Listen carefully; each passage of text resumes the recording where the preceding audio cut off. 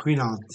Welkom by ons aandgesprekke oor die geskiedenis van Abraham en in die besonder hier sy seun Ismael. Ismael, die kind van Abraham uit Sara se slavin Hagar, word na die geboorte van Isak saam met sy ma weggestuur van Abraham af.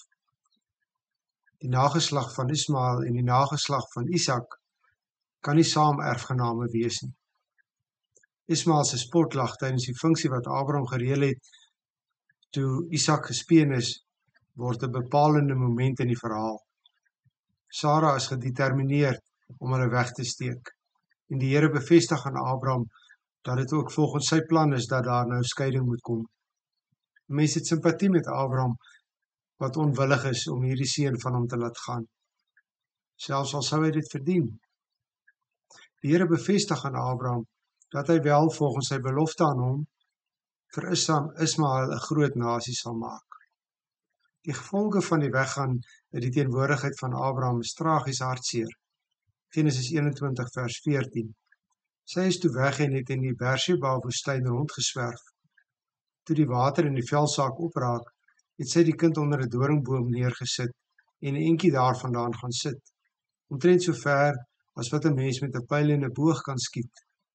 Want sy het gedink, ek wil nie sien as die kind doodgaan nie. Terwyl sy so daar sit, het sy begin huil. Abraham kan nou nie langer meer vir haar en haar seun sorg nie. Hulle is oorgelaat aan die toeval, die barre wêreld, die breede woestynwêreld, waar 'n gewisse dood op hulle wag. Buite Abraham is daar nie meer seun vir hulle nie. Nee, tog is hulle nie oorgelaat aan hulle eie lot nie. God is immer steeds daar en hy hoor die gehuil van die vrou en haar kind. Vers 17. God het die kind hoor huil en die engel van God het uit die hemel na Hagar geroep en vir haar gesê, wat is dit, Hagar? Moenie bang wees nie, want God het die kind daar waar hy lê gehoor.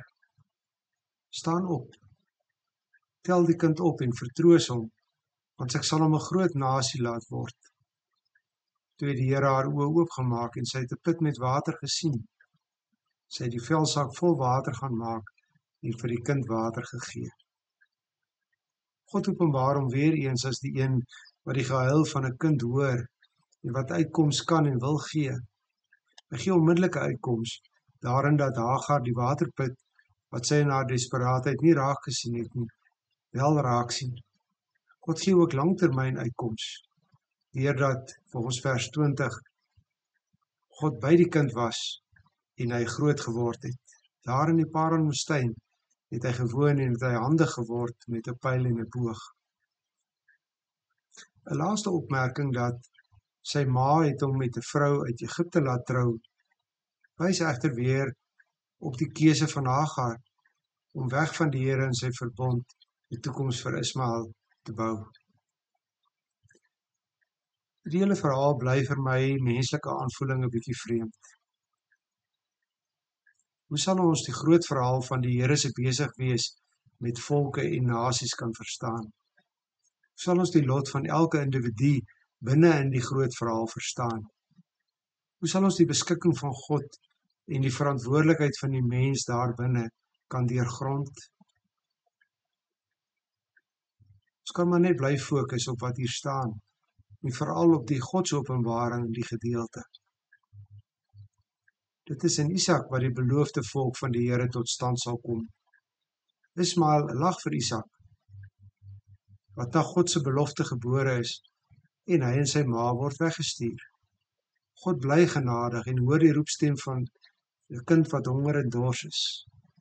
God bly getrou aan sy beloftes aan Abraham, selfs dan ook met Ismael, wat verwek is uit ongeloof van Sara en Abraham. God red hom, God sorg vir hom sy lewe lank in die woestyn.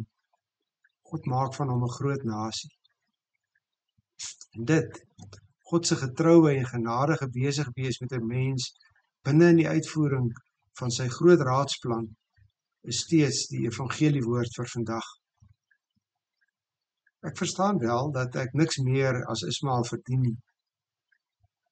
Ek verstaan ook dat ek 'n verantwoordelikheid het om in die seën en teenwoordigheid van die Here te lewe, Wat ek egter nie verstaan nie, is waarom die Here my in Christus in sy seënende en genadige teenwoordigheid ingetrek het. Goeiedag.